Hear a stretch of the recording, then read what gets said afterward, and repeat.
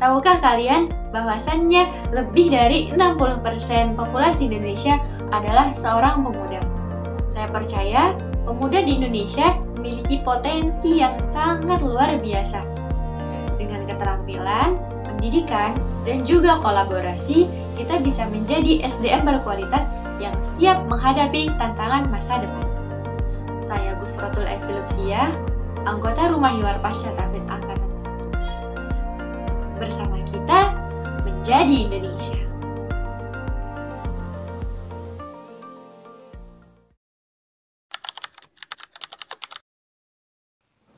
Menurut saya sendiri, Indonesia memiliki berbagai dimensi makna.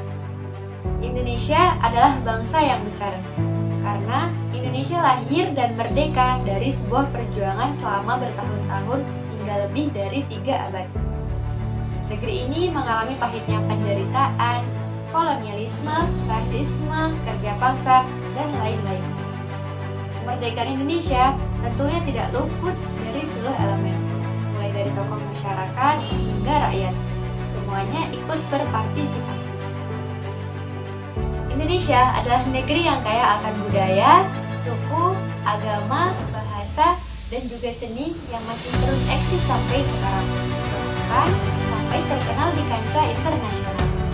Keberagaman budaya Indonesia bukan hanya sekedar perbedaan, tapi juga menjadi kekuatan untuk mempererat persatuan bangsa Indonesia. Kelestarian budaya ini merupakan efek dari berpegang teguhnya bangsa terhadap semboyan Bhinneka Tunggal Ika. Semboyan ini membawa bangsa Indonesia pada sifat toleransi dan perdamaian meskipun dalam perbedaan yang ada. Dengan adanya berbagai potensi kemajuan negara Indonesia, negeri ini masih harus menghadapi tantangan besar dalam beberapa sektor, seperti pendidikan, ekonomi, kesehatan, dan teknologi. Di sini saya akan menyinggung 2 hal. Menurut Badan Pusat Statistik, pendidikan di Indonesia telah mengalami kemajuan pada beberapa dekade terakhir. Namun, masih banyak hal-hal yang harus diperhatikan untuk memajukan dunia pendidikan, seperti pemerataan pendidikan, kualitas pendidikan, infrastruktur pendidikan, kualifikasi dan pelatihan guru yang perlu ditingkatkan, dan juga pendidikan vokasi dan keterampilan yang belum sepenuhnya menyelaraskan dengan kebutuhan pasar tenaga kerja. Kemudian beralih ke bidang ekonomi. Masih berkesinambungan dengan bidang sebelumnya, pendidikan dan ekonomi memiliki hubungan yang sangat erat dan saling mempengaruhi. Peningkatan kualitas pendidikan berkontribusi pada pertumbuhan ekonomi. Sementara, kondisi ekonomi juga mempengaruhi kualitas dan akses pendidikan. Dengan pendidikan bisa meningkatkan kualitas sumber daya manusia.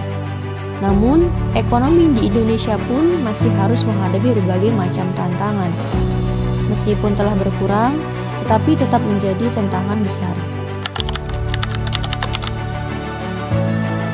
Berangkat dari poin-poin yang telah saya singgung sebelumnya, sebagai bagian dari upaya untuk memberikan kontribusi positif kepada orang-orang di sekitar saya nanti, saya ingin berpengaruh di bidang pendidikan. Dan saya juga berniat menjadi seorang dosen. Karena bergabung dengan instansi pendidikan bisa menjadi wadah dan kesempatan buat kita mengajak generasi muda untuk mengoptimalkan potensi yang mereka miliki demi mewujudkan SDM yang berkualitas dan unggul. Di dunia yang terus berkembang ini, tantangan dan peluang semakin besar.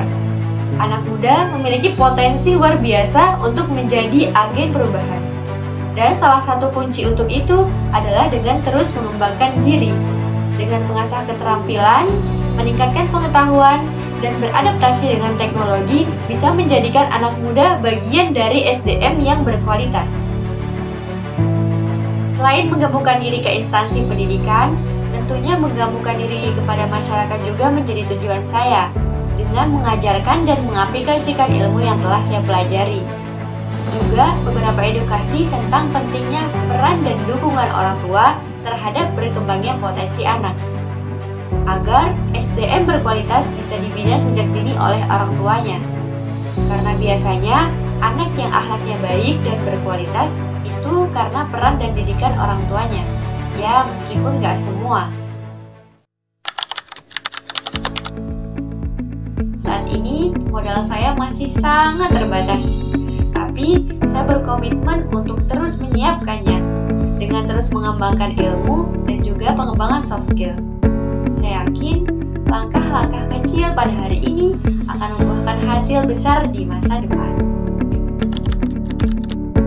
Untuk merealisasikan poin nomor 2, langkah-langkah yang harus saya ambil adalah terus komitmen untuk mencapai target, mengetahui skala prioritas, tidak bermalas-malasan untuk berkembang, dan juga yang pastinya tidak lupa untuk terus berdoa.